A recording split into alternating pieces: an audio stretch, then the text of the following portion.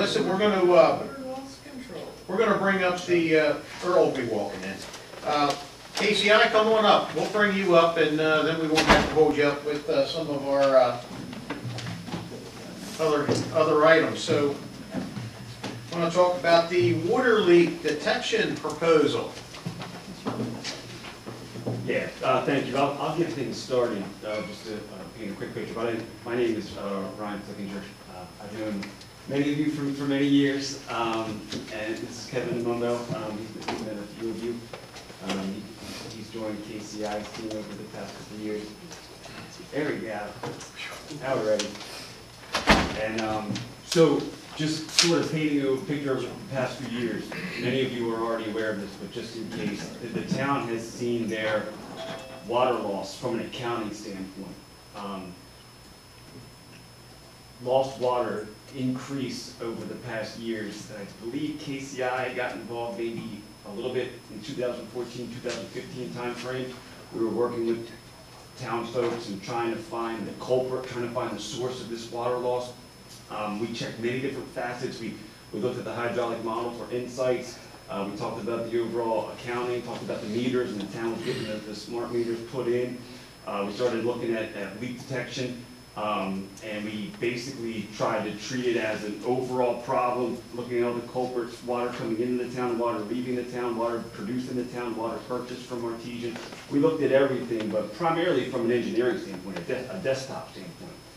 And so, fast forward to this year, we received a call from the town. Michelle gave me a call. Macy said, hey, look, we've got to do a deeper dive. We've got to go on. We've got to find this. So you team up with whoever you need to team up with, and we need to come out here and do a more physical search for what we've done, because we're looking for years. Every time we think we found something, we did find a lot, but it ended up at the end of the year, it didn't change the overall numbers that much. So we kept looking, kept looking. And so what we're here to do today is to present the proposal that we put together, stemming from the conversation we had with Michelle and folks in town, in terms of we reached out to a consulting firm based out of Chicago, and talking to the city of Baltimore, Baltimore County, a bunch of large cities and counties around here. We got very good feedback from the work that they were able to do in terms of actually physically going out there and testing these pipes for leak detection. So what we're here to do today is present the proposal that includes mostly work from Emmy Simpson, who will be doing the actual field work, testing your meters, testing your pipes for water main leaks. And then once we gather all those results and the data and the conclusions, we'll present the town with the findings, recommended paths moving forward. But ultimately the goal is to make a good dent in this water loss, and finally find some of the more sizable culprits that we've been looking for a while now. So what kind of substantial loss would you be looking for after you come up with the numbers again?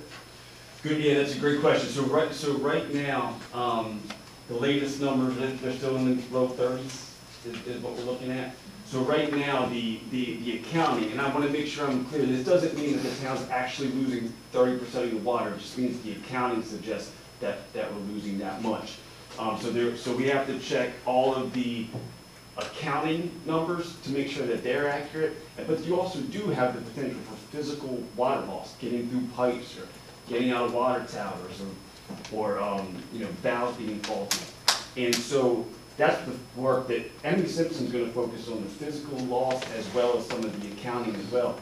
To answer your question, we want to be between 10 to 15% total water loss from an accounting standpoint. So we were talking about going from low 30s to 10 to 15%. Once we get down to that threshold, that's when the state, via EPA's message, that's when they say, okay, your numbers are where they should be. This is not considered excessive water loss.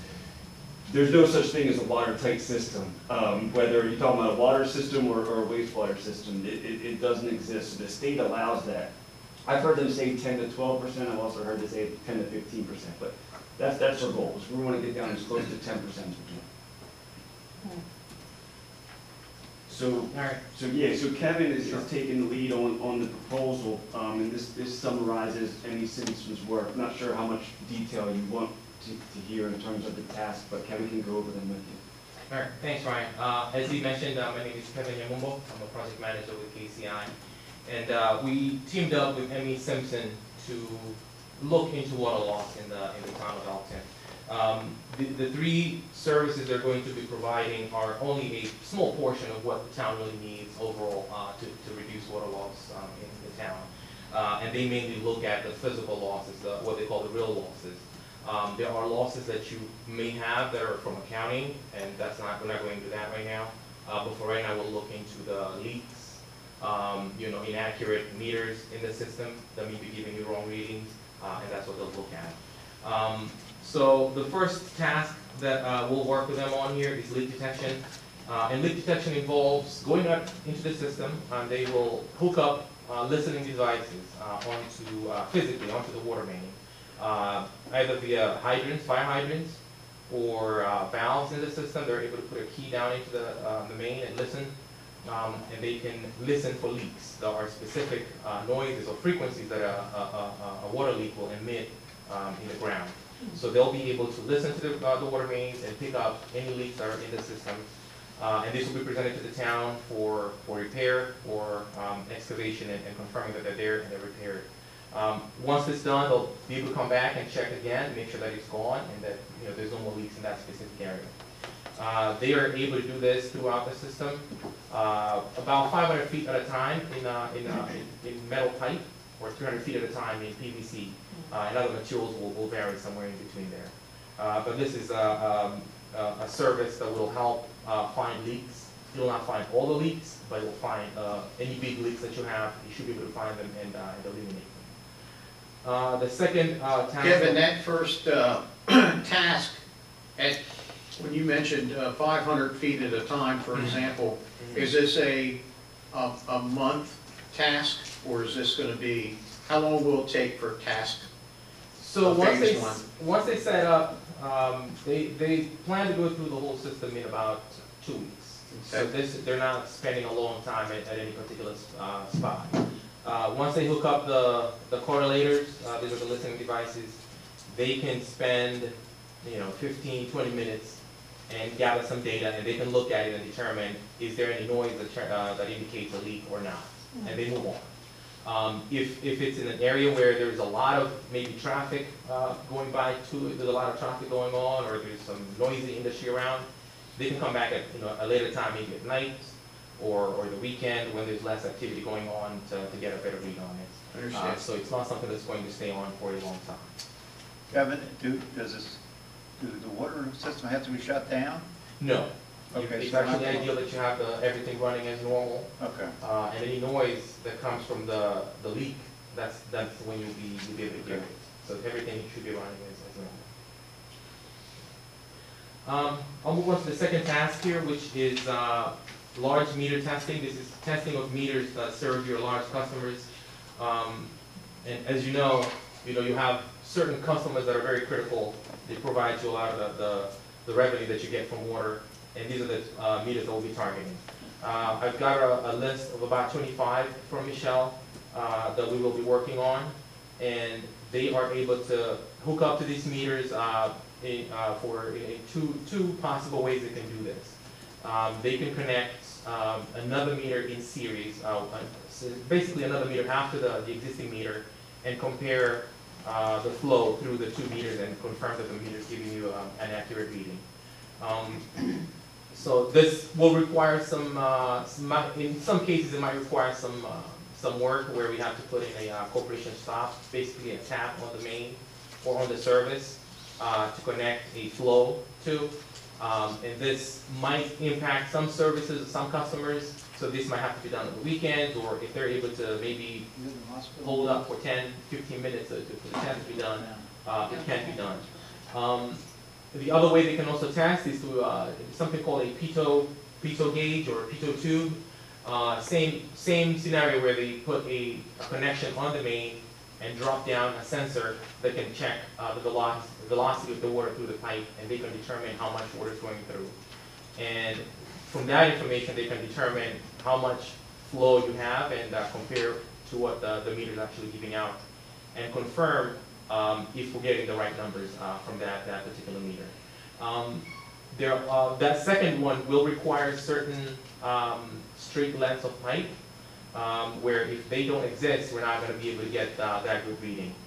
So in that instance, there might be instances where we have to take the meter physically out of service to test it. And then obviously that's the last resort. But in cases where we have to take the meter out, we may have to put like a bypass around the meter just to keep the customer in service. Or if that cannot be done, we can have it scheduled for the weekend where they can pull it out, put another meter in place or a placeholder while the other one's being tested, and return the customer in service once that's completed. But again, like I said, that's a last resort. We don't want to have to go through that to get any customers out of service at this early stage.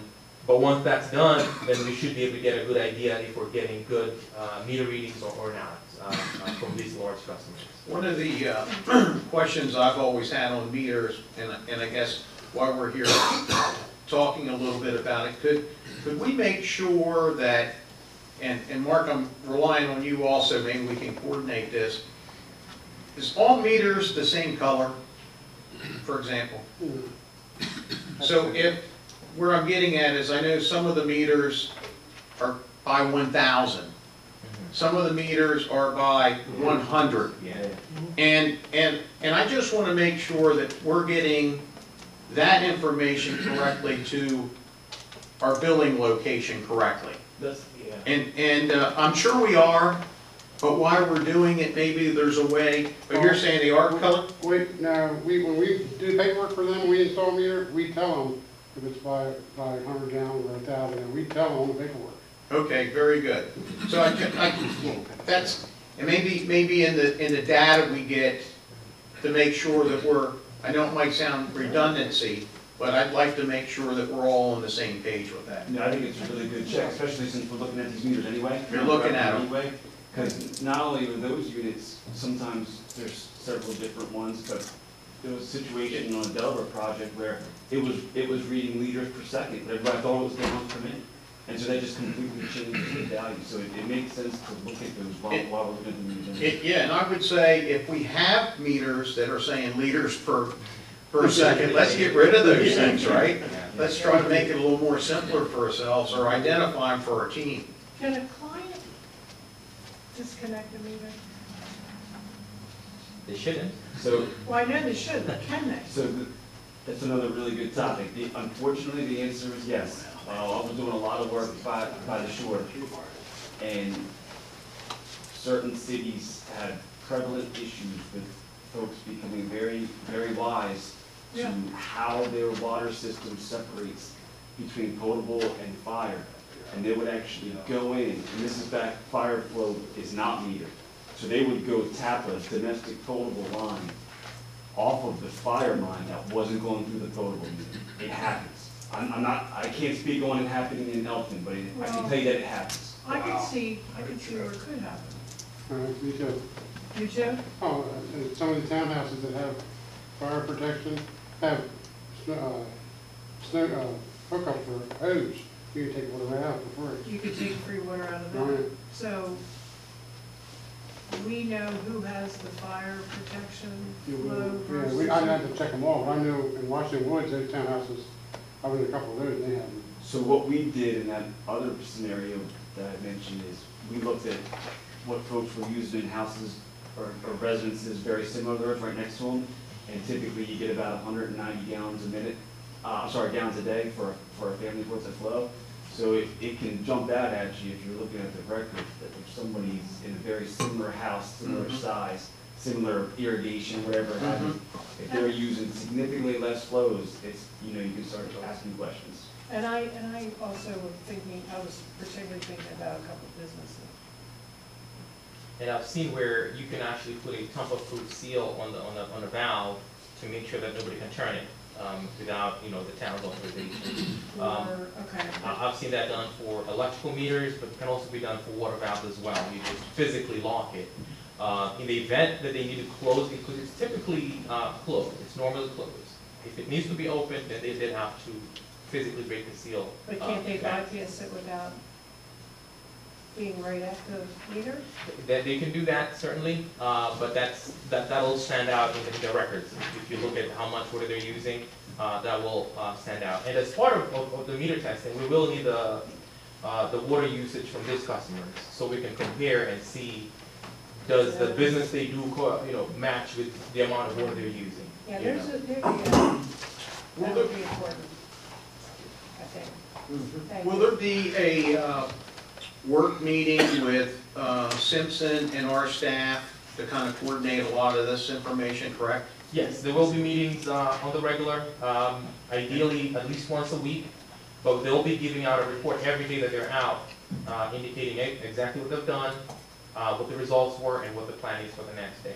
Yeah. But any formal meetings will be held on a regular basis. Perfect, and I really want to stress, any checklist that they can give us for us to make sure, we want to make sure this is, we're going through this process, and we know that we've got some hiccups in the system there somewhere or somehow, but if we can, and it may not be all A, it might be part of B, or it could be A, B, or it could be other things, but the more information we gain, Very yes, methodical and take our time with this. yes, that's correct. I don't care if it's 2 weeks or 2 months, as long as we can. Yeah, that's a good talking point as well, because, one of the first things we want to get from them at the first kickoff meeting, and it's already in the proposal, but it's sectioned off, as a detailed list of the coordination they're expecting from the town and the town personnel. Because when they're going out there, the way their business model works, they're going out there and saying, we're going to test these lines for 2 weeks. Well, the more efficient their coordination is with us and with the town, the more lines are going to get done within that time frame. So it behooves all of us to give them all the coordination and assistance that they're asking for. Yeah. Even though they mentioned two weeks roughly, I know some things with the weather, rain stop you or? Yeah, obviously when it's inclement weather, they'll not be able to come out, but the actual days they spend in the field will add up to about 2 weeks of actual work. And the leak detection is separate, the meter testing will also be separate, and then after that we'll do the master meter testing on the production facility as well. So the next step of the field testing of large water meters will be master meter testing, and that will be looking at the production sites, the wells, the treatment plants, and some of the interconnections where the town is responsible for them. And they will use the same methods as the large meter testing to confirm that the flow through them is actually accurate. Any of them that do require some work to install the taps that I mentioned will have to be done by the town, but we'll help coordinate that and get the services done to get those access as needed.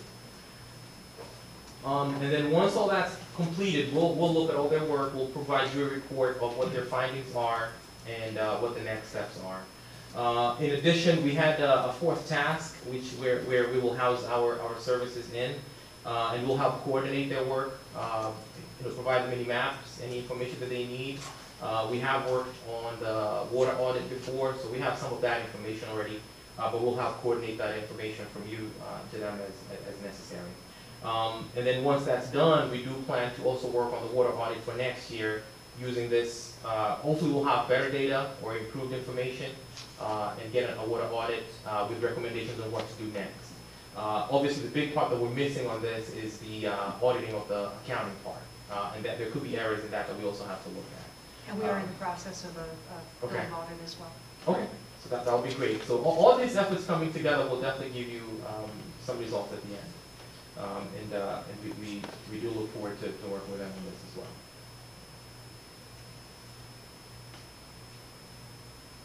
Unless anybody had any questions, that's pretty much it on my end.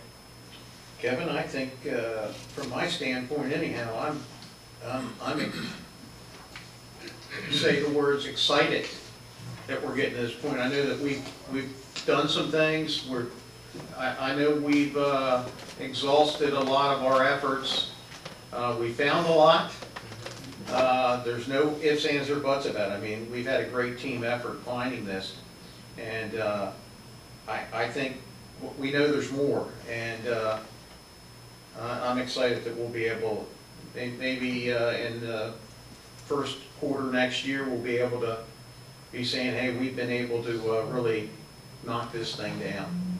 And one thing I can add is, you know, it's great that we're doing this, or you're doing this, and I'm sure things will be found, there'll be leaks found, and there'll be fixes done, but there is no silver bullets. This is a long haul type of project where you have to methodically approach every issue, address it, reassess, and over time, it'll obviously move towards where our goals and targets are. So they'll be also able to determine how much water we're using at the wastewater treatment plant? Will these calculations be going in? Currently, when we redid the wastewater treatment plant, there's a lot of treated water. I think it's, am I saying this the right way? There's some treated water treating the untreated water, right? And I think there's a lot of product that we're not accounting for in that process that we need to really take a close look at. And I think Lou said he's gonna go down there with a gallon jug and see how long it took to fill that gallon jug. The wastewater plant uses two types of water, processed water and potable water. So the processed water, that's that's the stuff that they get there, but actually there is good water that they Okay. use too. So that's what we need to nail down. Right, and we gotta nail down that potable water meter accuracy. That'd be good. Well, any questions from the board? Lou, No, you- but I'm certainly glad that we're moving forward with this, because it's been on our minds for 2-3 years now, and I'll be very anxious to see what you find. Lou, do you need a motion on this, or you It's got? you- 122,000, I I was gonna think. say, what do we, So you have to vote on it. Do you want us to do it now, or you want us to do it next Wednesday? You can do it now. It's not a Okay. meeting. Well, we have a motion to move forward with the water loss control project. We'll call it KCI Project 0296007 WL for an amount of, let me find that amount on this page, 122,950. $122,950. Yes, sir. Do we have a motion? So moved. Got a motion second, and a second. Any discussion on this? Are we able to use money that we carried for, ARPA. there you go. Yes, We sir. use ARPA money. Thank you. I'm all for it. All right. Yeah, so we were able to use the ARPA funding for this. Any other discussion? Hearing none, all in favor? Aye. Thank you, guys. Thank you. Thank you. what else? Ryan, what else we have for you? What else is going on? We haven't seen you much. Come on, tell me something. I'm gonna be here virtually next Wednesday if you need me. Okay, everything else going well with the town? Everything else is going well. Our system's looking good? How's the water tower project going? Oh, that's moving. We're ahead of the overall schedule there. Since this is ARPA funding, I know Steve's on here, but just a reminder, just to keep those files for at least the next 5 years. In this office? Or tell us to keep them and call us if you need them. We will keep them, you bet. And we're a 30-year retention. Yeah. I mean, because I think these we'll get rid of after 5 years. These are the ones we're gonna get rid of. Thank you, you want guys. us to stick around, you want us to head out? No, take off. Thank you. Good seeing you, thank you. As this occurs, we're gonna identify problems like connectors and stuff like that. That's correct. In fact, I got, I think the checklist will be something that we really want, that once they identify something, then we meet back into the room again and we get it taken care of. Right? Does that make sense? Yeah, I mean, I'm just wondering, I'm sure Dave and Mark are aware of very old infrastructure that we might be able to address too Yep. with these funds that we have. But I didn't know if there was any kind of plan or where it is. Yes, Okay. they're starting big picture. And again, as they said, the largest meters, they test them. Okay, And along with testing those meters, they're also testing the infrastructure, water mains, all the way up to oh, good. laterals. So we'll know which ones are ready to be replaced or need to be done.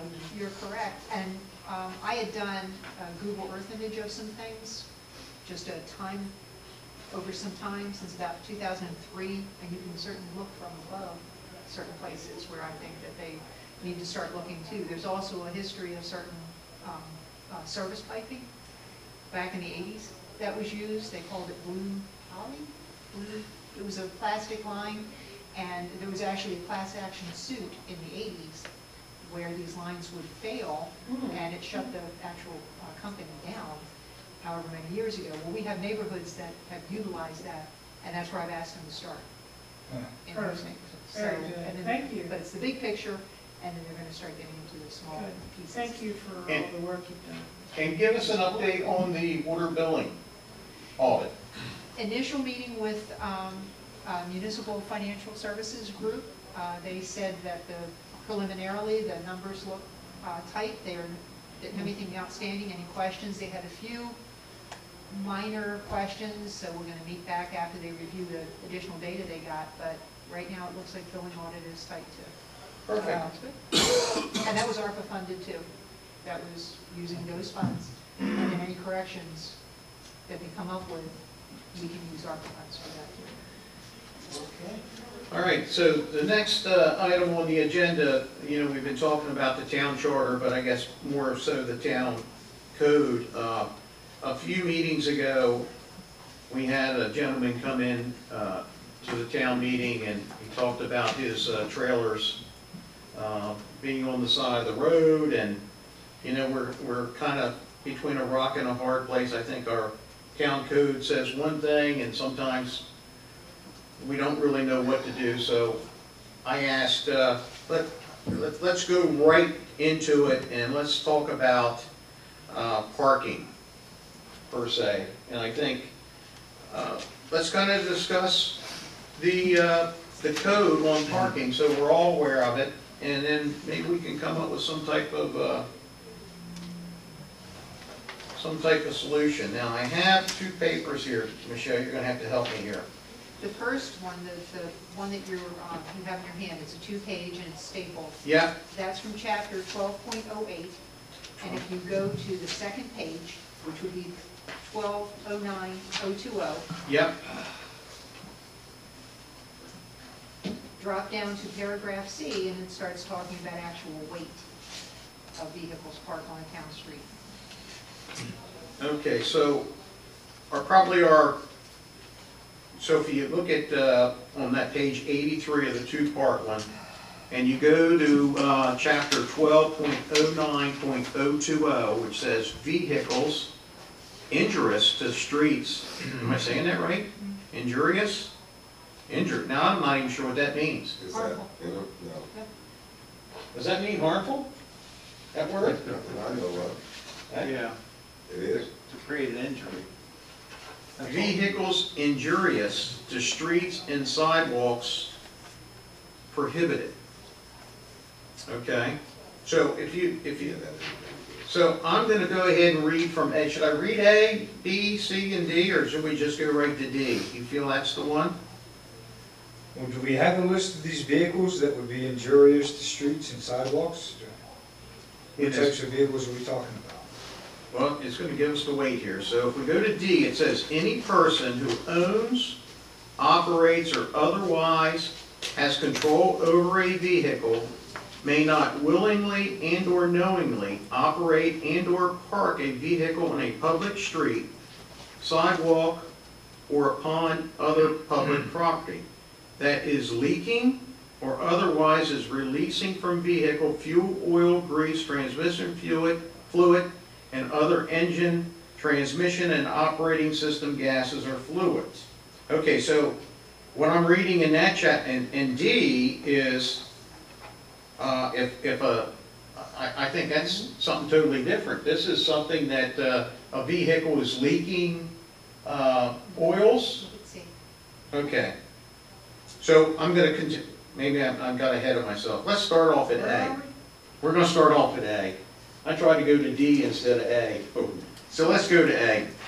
Okay, it's unlawful to operate and/or park any vehicle on the public street within the town which causes injury or damage to the pavement, sidewalk, pavement, symbols, manholes, valve covers, or any other public property located within the street right away.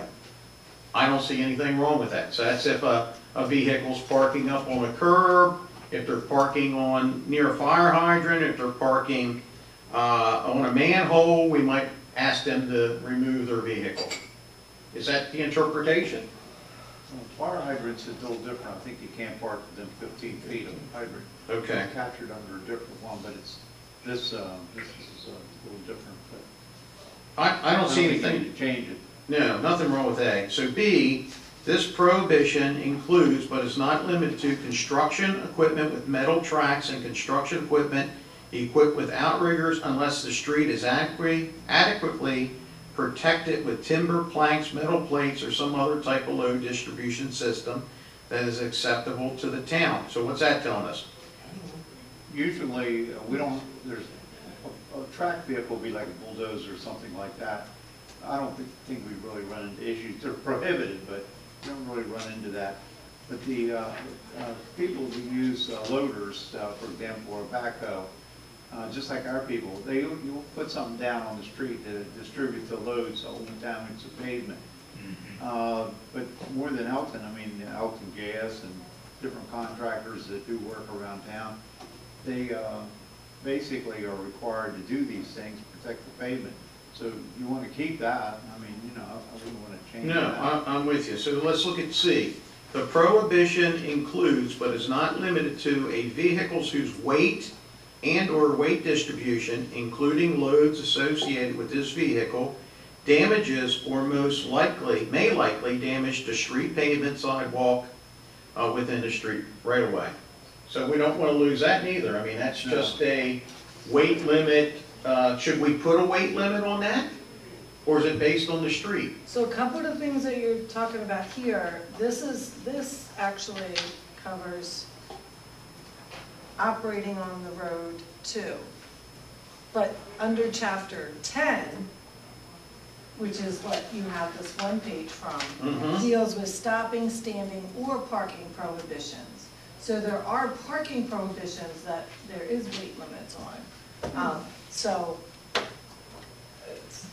should we go right over to Title 10? Well, I don't know that you have the whole chapter in front of you. No, you because just have the it's- one page. Yeah, you just have the one section. So that's why I'm saying, there is, and let me see, because it's easier for me to reference it on a citation than we would issue. Because that's where I usually see them. And Chief, I can run the copies. Just tell me what page when you're ready. Well, I don't know what they want to go over. I'm not sure specifically what do you need? you're covering. I don't Well, we want to talk about the trailers that are parked on the road. So they're on- under the section 10, there is a section that actually prohibits them, and it's not by weight, and I don't know, do you have a copy of that? And that's what you have in front of you. 10-08090. Yes.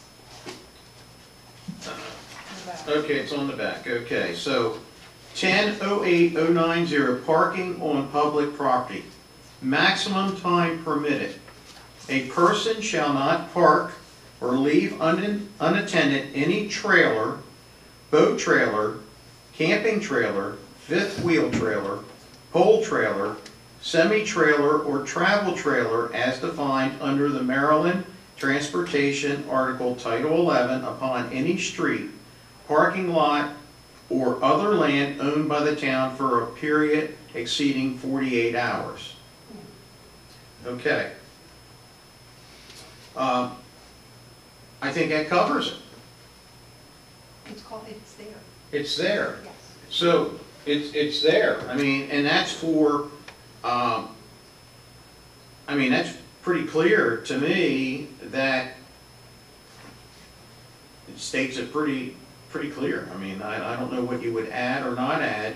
Is the time frame too long, too short? So that would tell me that anyone that has a landscaping trailer on any town road that's there for 48 hours, they will be tagged. So, question I have, the ones that, you have to have motor vehicle tag these vehicles in order for them to use them on the streets, right? Yeah. But paying insurance for them, how does that correlate with this versus I'm paying taxes to ride this vehicle on the street and be able to park this on the street? Because that two things right there, parking it and using it doesn't go, you understand what I'm saying? It doesn't sit well if it was me paying for insurance for this vehicle to be on the road. And now the town posed this, article, or this, what is this called? The code. The code that's saying, man, I can't park here, why am I paying for that insurance and paying to use it on the streets if I can't park it? Where can I park it? Well, the insurance has nothing to do with where you park and don't park. That's operate on vehicles on any road in the state. You have to have insurance. And the fact that you pay taxes really not relevant to insurance or using the road. This just prohibits people from leaving a trailer on a road. Well, or on a But parking lot. I understand that part, but Leaving it. my question really is, I have a tagged vehicle and allows me to utilize it.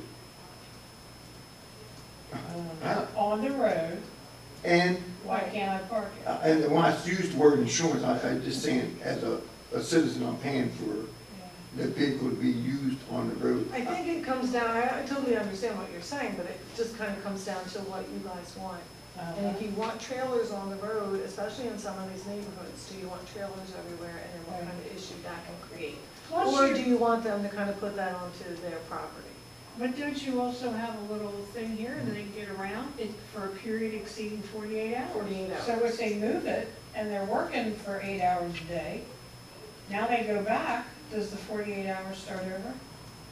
You know what I'm saying, they keep moving it. Well, so, I mean, that would be probably the argument in court. I would argue That would that. be the argument in court, but then Yeah. consistently, we would just show that it's been there. Oh, okay, because I would say, well, I'm not leaving it for 48 hours, I move it every day. Right, and then we would have to say we were there on Thursday at this time, we were there on Friday night at this time. Would we it- were would there it here, fly? And it was there all the time. Would that go, would that fly in court? It's how we do the 2-hour parking downtown. Even though. We would say it was here at this time and at this time and Yeah, I know, and then we talk. okay. I mean, it really would be up to the judge and how it was presented and if it, Like maybe Did or leave it not. there for 48 hours. it just kind of comes down, do you want that? Do you want to go on during the day and there at night? It really, Right, you right. guys make the law. Well, I think, you know,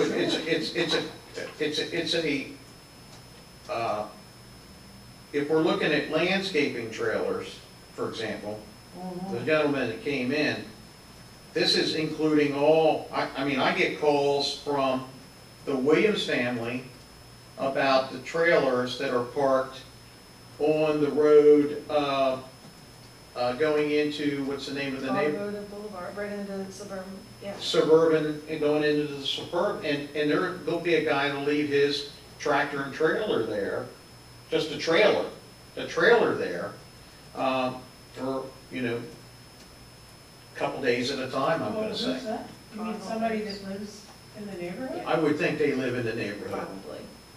Ah, So they call me to say, are you gonna, get these folks to move? You know, it's just not appropriate. And they'll look at it and say, well, I know the town has something in their code. This was amended in 2002, so there hasn't been anything done with this code since 2002, and I know more people have landscaping trailers, but if we open this up, do you want boats to be parked on the side of the road? Do we want Right. the travel trailers to be parked on the side of the road? Do we want, nope.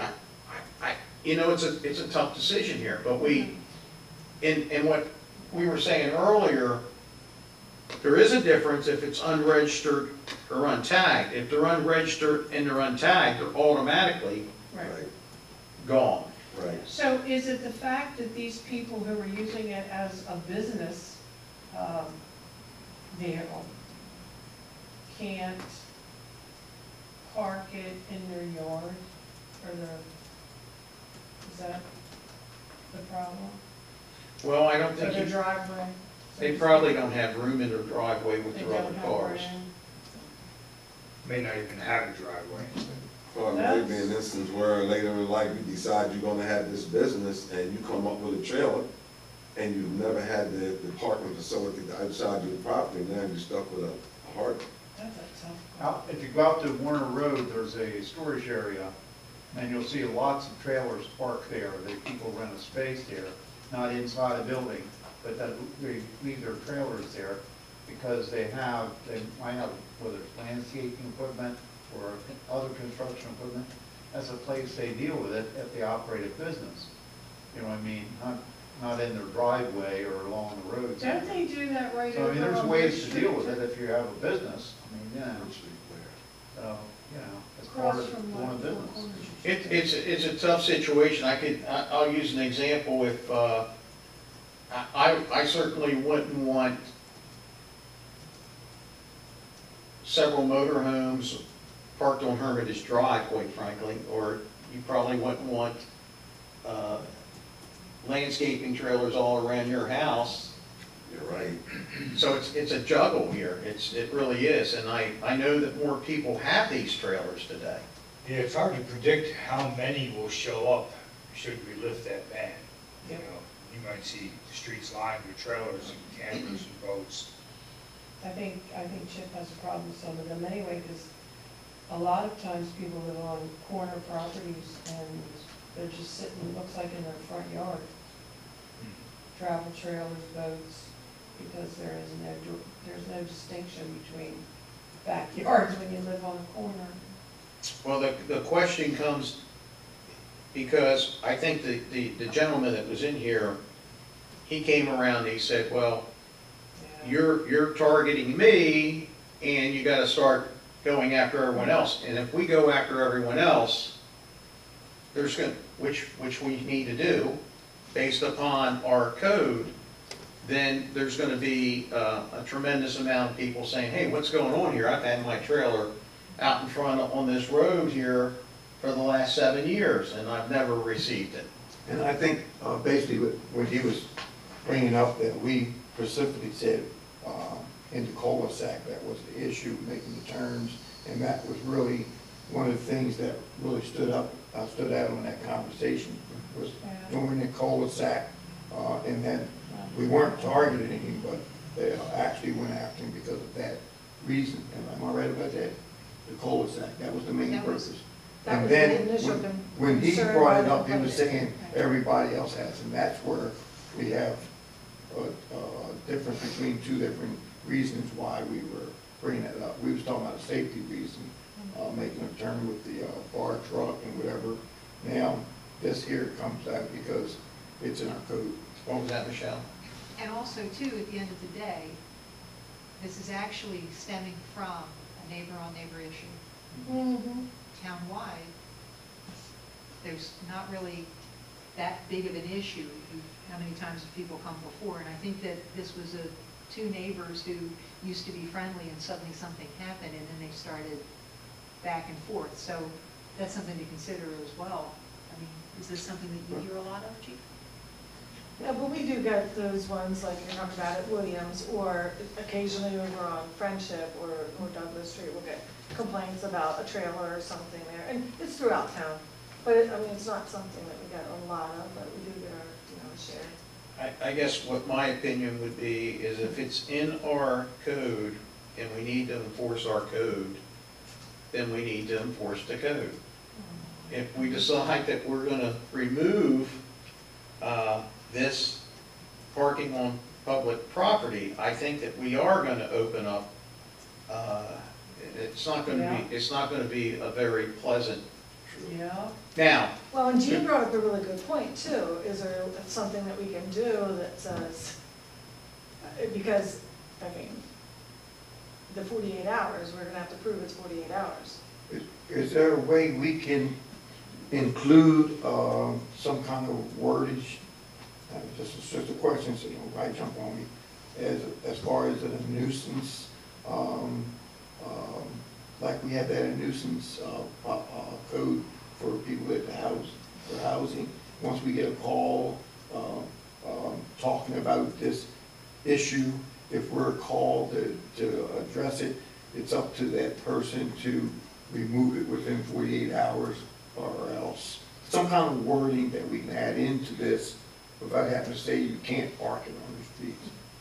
Somebody's got to be the one that, But I thought the 48 hours is already in this, is it yeah, not? but it says it's limited to 48 hours. Somebody's got to make the phone call in order to make it into some kind of a nuisance or some kind of a hazard where it's causing problems for me or the person driving that street. You understand what my question That's is? been our practice, is that we've only been handling it if it's complaint driven. Right. But I don't know Wording. that you can put that into something like this, Right. because then, all of a sudden, I could keep making complaints just against you because for whatever reason, I might not like you, and now I'm gonna, the police don't wanna be used as a pawn like that. That was the other question I asked. It's the police officers that are going to be the one that's enforcing this. Yeah, we are now, yes. So, I'm okay with, my personal opinion, I'm okay with it not allowing, now, there's more people with landscaping trailers today, is that something we should exclude from parking on the streets? Should we, I don't know, I don't know, is that gonna be? over a should certain we, size? or could we ask people to apply for a variance? Not the zoning thing. Yeah, well, That doesn't apply to this code. That would only be a zoning issue. Or are we making more out of this than what it is? I don't we know. have to have an answer, I guess, right? Well, we don't have to have an answer today, we can address it next week. Does anybody have any thoughts? My thought is, I go along with Rob, it's definitive, if you follow this, if you don't follow this, that can open up a can of worms, then you're gonna include your police and everybody else in it. It's been in there since 2002, and it has been complaint driven. We all recognize that, if someone. And we still, even with the gentleman that was here, we just went out and educated him on it and asked him to move it. I mean, that's typically how we try to handle them. Yeah,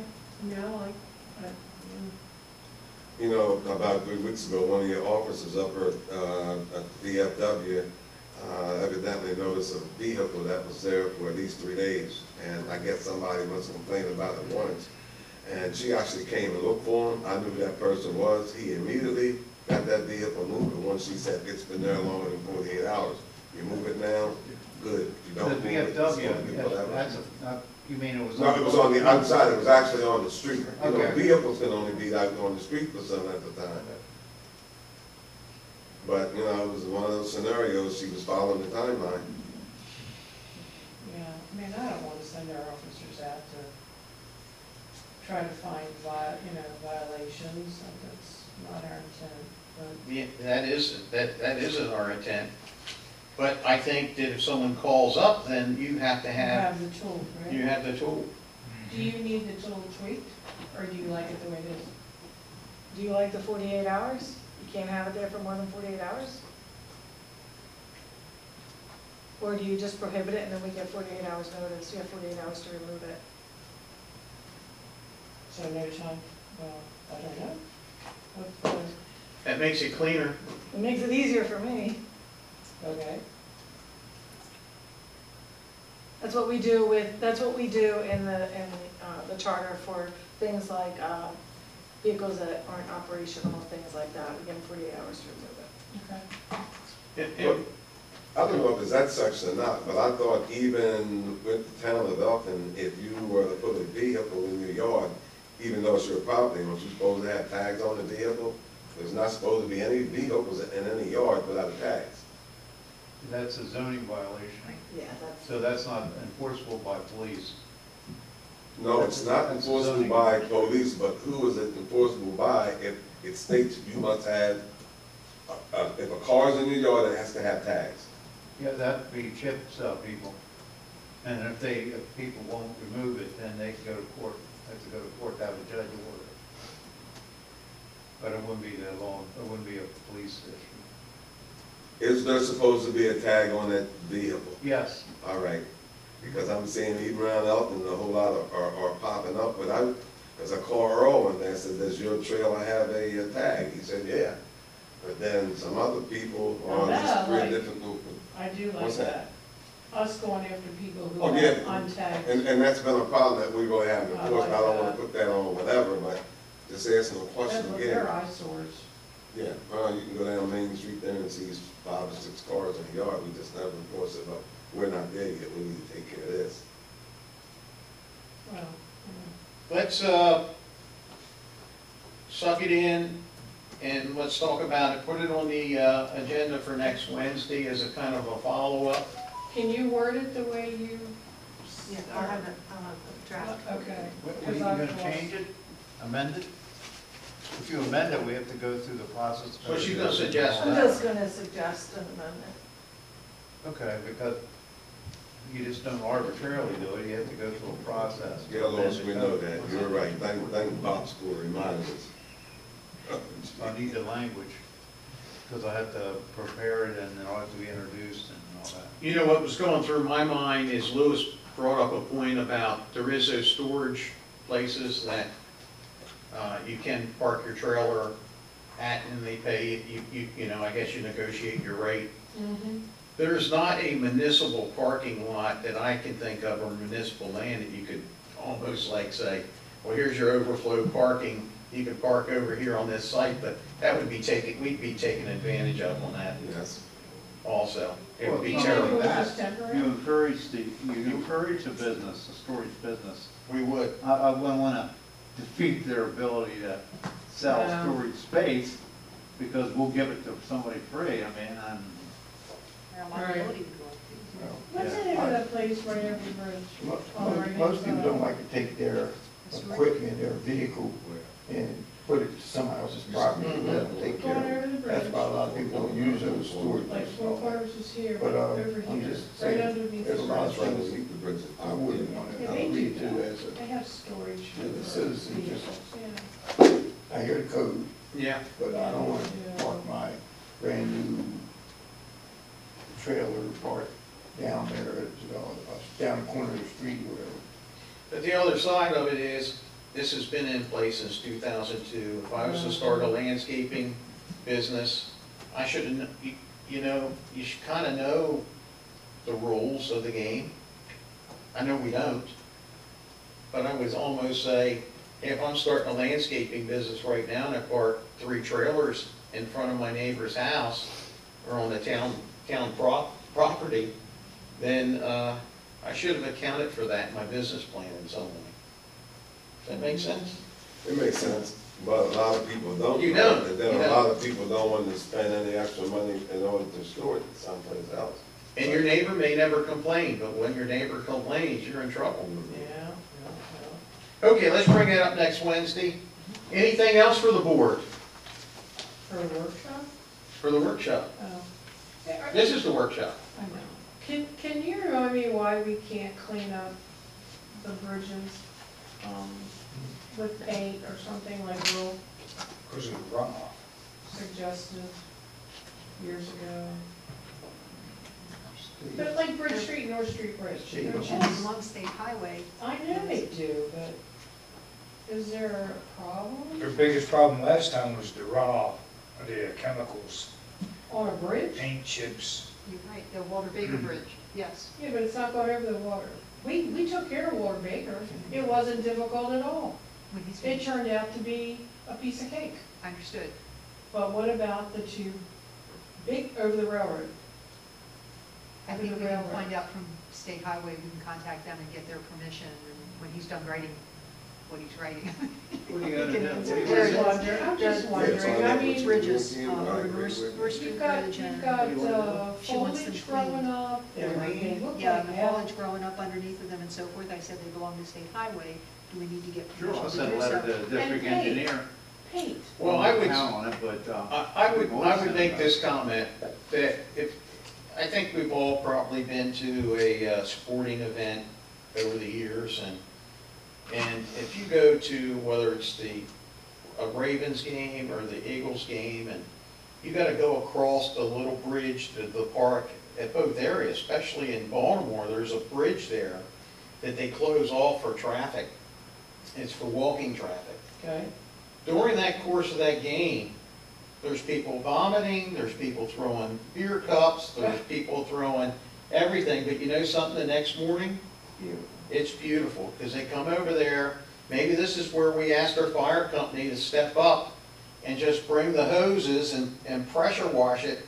I know it sounds a little crazy what I'm telling you here, but it's no different than what they're doing in Baltimore right now. As soon as that game's over and the people clear, they get the fire company out there and they spray that bridge down and it's done. Clean. It's Well, done. What it needs is paint. It does need paint. I can't help with paint overnight. It helps with paint and foliage removal. It just, I don't understand how we Unsightly. allow they allow like shrubs growing up into the bridge like it does. I'm with you. yeah, we get so used to that, it's like the Baker Bridge, all those months of trying to figure out how to get it done, to find out, just do it. That was the response, just do it, it's fine. I don't know, just ask them, Maybe we should just do it. that's. We close the bridge down. I think it was something about you have to have a special kind of rain or something. I don't remember. But I thought Earl had a good point, and I'm on board with You it. get to paint it. I would love to come with. All right, anything else for the good of the board today? What we got? How did the trash go for everybody yesterday? Oh, The trash truck only rode past my house twice. well, I And wondered if Dan they had had to to turn come back with around. somebody with bags and put trash in there. I told them they could Yeah, it wait was till next weird. week, but. No, I came home from radiation with my husband in the car, and I pulled up in front of my house, or tried to pull up in front of my house, and I couldn't. I had to get out and move two 96-gallon totes out of the street so I could park, and because, let me tell you, they're not light. Did we get calls yesterday at all about the trash I did situation? not get any, and Kathleen. Tracy. mentioned- Plus, they were riding around town to see what they could see to circumvent anything that may happen too, so that would be a I'll plus. let it go for a while. All right, just tomorrow. Hmm? All right, tomorrow. Tonight. Well, they were asked to speak to their employees about putting the cans back up on the curb, were they not? I just couldn't believe it. I pulled up and went, But do we know, have they had that talk with their employees about putting the cans back as well? I don't know. Earl's is tonight, right? Thursday, you get both days, you put both cans out. Let us know. Well, let us You know, know they how might it goes. have, Rob, but then they change drivers and stuff. Yeah, we gotta have the so- same talk with every driver as part of Well, their, part of that's their true. briefing. That's true. I was just like, no, if I was some old lady or something, that would have been terrible. If you were some old Excuse lady. that? What they handle the cane down. See if they do that. You should put a couple That's extra the one boxes from- out there and see if Dan comes in this